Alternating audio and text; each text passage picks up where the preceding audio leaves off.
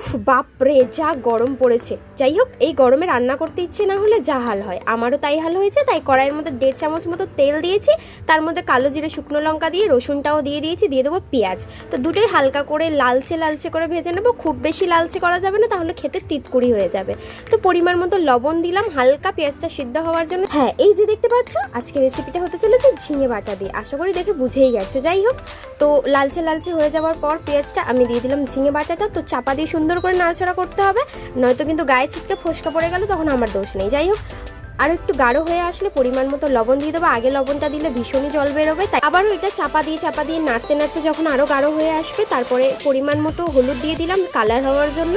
আবারও 5 মিনিট লো ফ্লেমে এটাকে একদম শুকনো শুকনো করে নিতে হবে। তো দেখো, নাড়তে নাড়তেই বুঝতে পারবে এত সুন্দর সুগন্ধ আসছিল, বাপরে মনে ছিল গরম কড়াই থেকে তুলেই খেয়ে নিতে। চলো আমি এখন এটা গরম ভাতে খেতে থাকি, আর তোমরা আমার চ্যানেলটা জলদি সাবস্ক্রাইব করো। বাই।